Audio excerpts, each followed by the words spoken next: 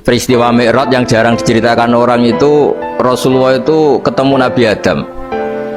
Dan Nabi Adam itu disebutkan di sini faidan an yaminihi aswidatun wa an yasarihi aswidatun. Dari sisi kanan itu ada kelompok besar, dari sisi kiri juga kelompok besar. Saya baca teks aslinya ya, tabarruk ya, supaya dapat berkah dari bahasa Rasulullah SAW. Ini cerita Nabi ketika ketemu Nabi Adam. Fa idza nazara qibala yaminih dhakhika wa idza nazara qibala shimalih baka. Nabi Adam ketika melihat ke kanan itu senyum-senyum, senang sekali. Tapi kalau kau melihat ke kiri itu nangis. Lalu Rasulullah SAW tanya ke malaikat Jibril, itu siapa? Itu Adam. Dan yang kelompok di kanan itu ahli surga. Maka beliau kalau melihat senang sekali. Dan kalau yang di kiri itu ahli neraka, kalau beliau melihat itu susah sekali. Artinya apa? Betapa susahnya jadi Nabi Adam itu. Jadi kalau misalnya ada koruptor ketangkep gitu ya, yang nangkep ya cucunya, yang ditangkep juga cucunya. Kalau kita punya anak 10 itu, terus yang satu misalnya nyuri milik temannya, milik saudaranya itu, sing naboi ya anaknya, yang ditaboi juga anaknya. Kayak apa tersiksanya seorang Nabi Adam? Karena nggak punya pilihan, pasti dari sekian kasus dolim dan mazlum, yang mendolimi maupun yang didolimi itu pasti anak cucunya.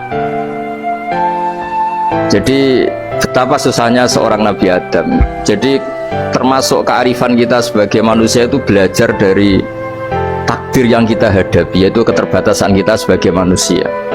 Kita harus bisa ngelola kegagalan, terima qadha qadar.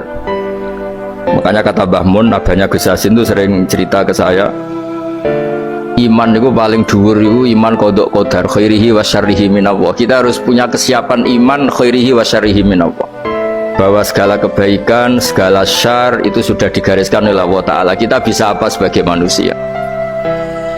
Jadi pertama Nabi Muhammad ketemu di as-sama idunya, langit paling dekat, itu ketemu Nabi Adam dengan kondisi seperti tadi. Kalau melihat ke kanan itu senyum, karena itu anak-anak beliau, turunan beliau yang ahli surga. Kalau melihat ke kiri itu nangis, karena itu cucu beliau yang ditakdir tidak jadi orang baik. Artinya kalau ada peristiwa sosial apa saja, yang satu zalim, yang satu mazlum, atau yang satu benar, yang satu salah, atau sama-sama benar tapi salah paham, itu semua adalah cucu Nabi Adam alaihi salam. Dan itu membuat beliau kadang-kadang dohika, kadang-kadang senyum, kadang-kadang baka, kadang-kadang nangis. Jadi itu yang menjadikan tambahnya arifnya Rasulullah SAW. Saya teruskan. Qultu ya Jibril man hadha? Qal hadha Adam wa hadhil aswida an yamini wa an shimali nasamu bani fa ahlul yamin ahlul jannah wal aswida allati an shimali ahlun nar fa idza nazara qibala yamini dhahika wa idza nazara qibala shimalihi baka. Itu seperti misalnya kita punya anak 5, yang satu sukses jadi profesor doktor atau jadi orang alim, yang satu sekolah saja gak naik, misalnya sudah gak naik, entek no dunya itu nghabiskan harta itu kan.